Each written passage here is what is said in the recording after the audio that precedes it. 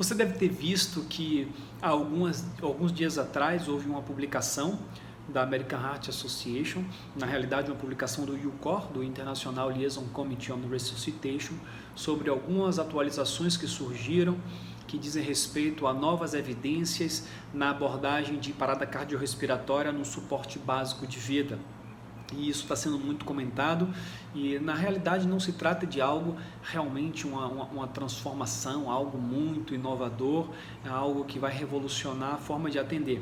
A mudança é muito sutil e na realidade não chega a ser uma mudança categórica, é uma sugestão, uma possibilidade, algumas perspectivas futuras de como o suporte básico de vida pode ser impactado com essas novas evidências que estão surgindo, ainda com graus de recomendação moderado, com níveis de evidências ainda não realizados a partir dos melhores estudos possíveis, mas que começam a mostrar uma tendência de coisas que podem vir a mudar no suporte básico de vida.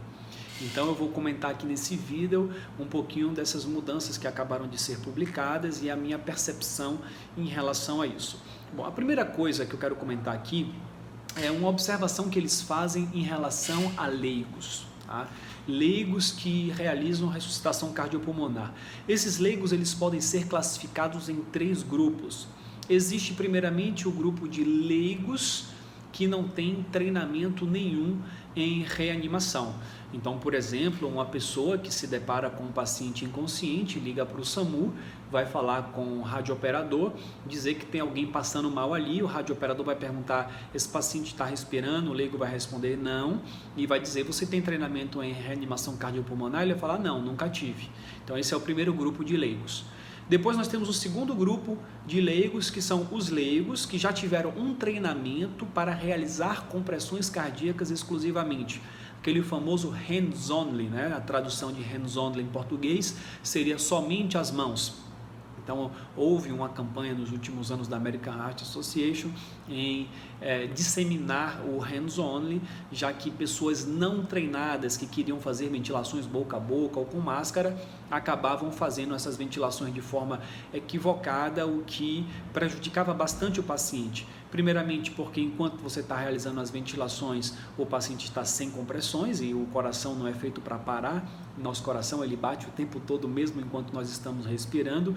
E segundo, porque ventilações mal feitas podem realizar insuflações gástricas, aumentar a chance de regurgitação, broncoaspiração, aumentar a pressão intra-abdominal, diminuir retorno sanguíneo. Então, vários malefícios para ventilações mal feitas, por isso essa campanha do hands-only e de, quando você principalmente não tem tempo de fazer um treinamento mais aprofundado, ensinar os leigos a fazer boas compressões, o que já é bem interessante. Esse é o segundo grupo, tá? Os leigos que fazem só compressões. E aí nós temos um terceiro grupo de leigos, que são os leigos treinados em reanimação cardiopulmonar para fazer compressões e ventilações. Geralmente, esse grupo de leigos são leigos que costumam trabalhar e lidar com pessoas, com ambientes com alto risco de parada cardiorrespiratória por hipóxia. Então, por exemplo, quem lida com crianças, creches, uma criancinha pode se engasgar, ter um problema que leve a uma parada respiratória, cardiorrespiratória, e a causa inicial foi a hipóxia, por isso que é tão importante fazer boas ventilações. Ou pessoas que trabalham em ambientes aquáticos, seja espelhos de água doce, de água salgada, piscinas. Essas pessoas precisam também saber fazer boas ventilações, porque as ventilações vão ter um papel crucial no atendimento dos pacientes de vítimas de PCR por uma causa hipoxêmica. O que já não é tão importante quanto, não quer dizer que não seja importante, mas em pacientes clínicos, adultos, vítimas de morte súbita, na maioria das vezes um infarto agudo do miocárdio que levou a um ritmo chocável, né? Uma fibrilação ventricular, um ataque cardíaco ventricular, que é a maior prevalência dos ritmos iniciais encontrados em pacientes adultos vítimas de morte súbita, e nesse caso o mais importante passa a ser a compressão cardíaca de alta qualidade e uma desfibrilação precoce. Então nós temos aí 3 grupos de leigos, resumindo, não treinados, treinados para fazer só compressões e treinados para fazer compressões e ventilações. Então uma primeira atualização que foi publicada foi um reforço Não há novas evidências em relação a isso, é algo que já existia e que reforça que o radiooperador que atende aquela ligação, caso seja um leigo não treinado, ele vai orientar ele por telefone a fazer somente boas compressões. Se for um leigo que tem treinamento em fazer só as compressões, então ele vai também orientá-lo em fazer só as compressões.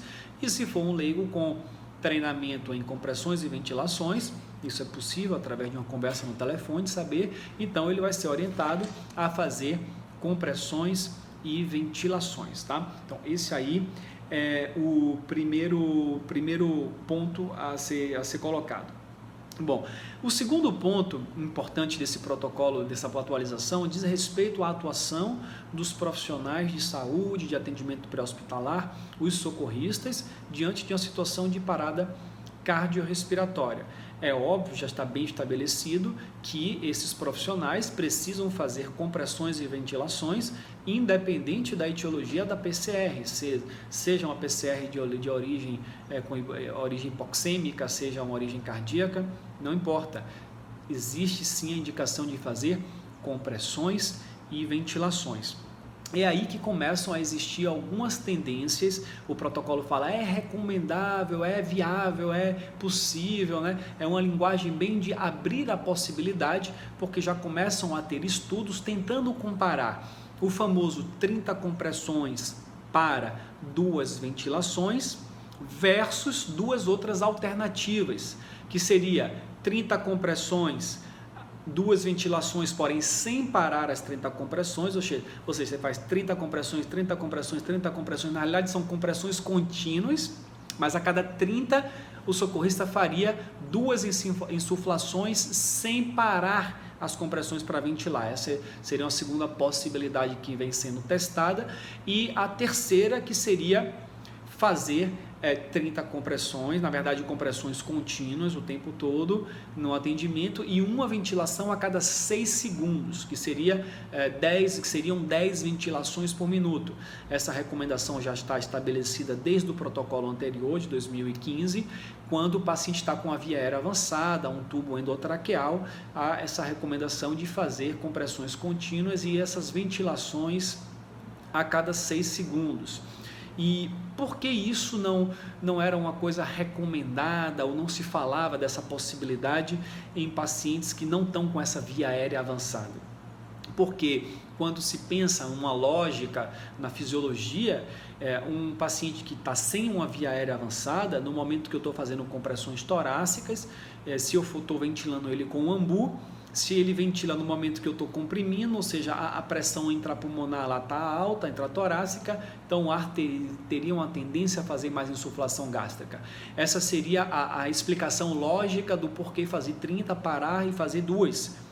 E isso não teria sentido, obviamente, no caso de uma via aérea avançada, já que não tem como fazer insuflação gástrica numa via aérea avançada. Portanto, já estava bem estabelecida essa indicação de fazer compressões contínuas em via aérea avançada. Agora, alguns estudos vêm justamente pesquisando, já que está bem estabelecido que quanto maior a quantidade de compressões numa cena, maior a sobrevida dos pacientes, então começou a se pensar em 2 vertentes. Poxa, será que então é melhor fazer só compressões? Aí começaram a imaginar nesse sentido, falando, mas fazer só compressões, tudo bem para quem não sabe ventilar, mas as ventilações são importantes também, porque as compressões servem para fazer o sangue circular, correto? Correto. Mas esse sangue circulando, uma hora ele vai ficando pobre em O2, e não adianta um sangue que não tem O2 circular, porque ele não vai oxigenar as células. Então eu preciso de compressões e preciso de ventilações, correto? Correto. Só que para ventilar eu estou parando as compressões. Se eu paro de comprimir, eu estou trazendo um benefício que é fazer ventilações. Mas por outro lado eu estou trazendo um malefício que é parar as compressões. Eu paro a compressão, a pressão cai de novo para 0, depois eu preciso de várias compressões até atingir uma pressão de perfusão. Isso é prejudicial para o paciente. O ideal é que as compressões não parem, isso dá mais chance de sobrevida, nosso coração não para. Então, diante disso, diante dessa hipótese, vários estudos estão sendo conduzidos no mundo para começar a testar, olhando o desfecho duro de mortalidade, sobrevida. Ou seja, se eu faço 30 compressões, 2 ventilações, parando as compressões, ou se eu faço 30 compressões, 2 ventilações, 30 compressões de forma a fazer compressões contínuas, ou se eu faço 30 compressões com uma ventilação a cada 6 segundos. Quem são os pacientes que estão tendo maior sobrevida nesses grupos? Essa é uma grande pergunta. No momento que você tiver essa resposta, não vai ter mais o que ser discutido, vai ter que ser indicado fazer a conduta que houve maior sobrevida. Mas os estudos ainda, que são estudos com níveis de evidências ainda mais baixos, com dados limitados, etc., eles não têm conseguido demonstrar de forma estatisticamente significante uma diferença entre a sobrevida desses diferentes grupos. Olha que dado interessante, quer dizer que é possível que compressões contínuas com ventilações, sem parar as compressões e ventilações mesmo sem via aérea avançada, seja tão eficaz quanto uma RCP com ventilações parando para comprimir. E aí começa-se a pensar na possibilidade de como é que eu posso unificar o protocolo, simplificar o protocolo, respeitar os princípios, deixar essa linguagem mais universal. Então, com essa preocupação, eu sinto que essas atualizações que a American Heart e o UCOR têm trazido vem nesse sentido, de sempre buscar simplificar ao máximo e unificar. Se eu digo para você que tem um protocolo que é 30:2, mas para as compressões, o outro quando tem a via aérea avançada, compressões contínuas com ventilação a cada 6 segundos, coloca muitas variáveis para coisas que de repente não tem diferença estatística entre si e que você poderia eventualmente unificar tudo numa única conduta e a mortalidade ser a mesma e você ia ganhar na adesão, né, no socorrista fazer a coisa certa de forma unificada. Essa é a grande questão. Então os protocolos já começam a sugerir a possibilidade de você fazer compressões contínuas. Aparentemente essa pequena insuflação gástrica que é causada durante a RCP em compressões contínuas e ventilações simultâneas à compressão não vem a prejudicar mais do que o normal, a mortalidade desses pacientes, né, quando comparado com a situação onde você para de comprimir para ventilar. Portanto, eu vejo uma tendência aí de querer implementar essa conduta. Não é algo, a American Heart não diz que você tem que fazer assim, não está escrito lá no protocolo, está escrito, olha, uma possibilidade, é algo viável, até porque os estudos não são recomendações fortes, são recomendações moderadas, não são estudos de classe A, são estudos geralmente lá com dados limitados, então ainda há muito pano aí, muita coisa para ser estudada e a gente está evoluindo sempre na busca de fazer um protocolo mais simplificado, que mais pessoas consigam assimilá-lo, colocá-lo em prática e que mais pacientes tenham a oportunidade de receber um tratamento adequado. Tem uma observação que ele faz também, é que essas recomendações de se fazer essas ventilações enquanto se comprime no SBV, ele pontua bastante que é algo para ser feito antes da colocação de uma via aérea avançada na cena. Ou seja, quando você talvez está próximo a colocar, não sei se eu tive um entendimento equivocado dessa parte, mas me dá a sensação que seria uma equipe de suporte intermediário, avançado, que está ali para entubar o paciente daqui a pouquinho e que de repente já pode começar a fazer. Então, assim, se você é um socorrista de suporte básico de vida, você não tem que se alarmar achando que tudo mudou, tranquilo, você pode começar, continuar fazendo do jeito que você faz, 30:2, não tem problema nenhum. Se você é experiente, atua bastante nisso, pega esse tipo de ocorrência com uma certa frequência, você já pode começar a implementar nessa conduta, testar, então o protocolo te autoriza a fazer isso, seja fazer 30 compressões, 2 ventilações, parando as compressões, sejam 30:2 continuando de forma ininterrupta, ou até mesmo fazer o 30 e uma ventilação a cada 6 segundos. Abriu-se esse leque de possibilidades que a priori não há uma diferença estatística na mortalidade desses pacientes e você tem um benefício de não parar de comprimir, já que está bem estabelecido que compressões, quanto maior a quantidade de compressões no atendimento, a proporção maior a sobrevida. Então surge aí essas evidências iniciais de que talvez essa seja uma conduta interessante. E o último ponto que ele abordou foi em relação às vias aéreas avançadas, né, reforçando a questão de que não, se o tubo está na via aérea, aí não há o que se discutir, uma ventilação a cada 6 segundos, enquanto você realiza compressões de forma contínua. Com via aérea avançada, você não tem que ficar pausando as compressões, seja uma via aérea infraglótica, seja supraglótica, uma máscara laríngea, um king tube, você tem que fazer compressões contínuas e aí você vai fazer as ventilações já direcionadas para a traqueia, não tem aquele risco de insuflação gástrica. Bom, então resumindo, para a gente encerrar o vídeo, o leigo, ele pode ser não treinado, então ele vai ser orientado a fazer só compressões. O leigo treinado em fazer só compressões, continua fazendo só compressões. O leigo treinado em fazer compressões e ventilações, no atendimento ele deverá fazer compressões e ventilações, né, na preferência de 30 para 2, né, como vem o protocolo anteriormente. Isso não muda para leigo.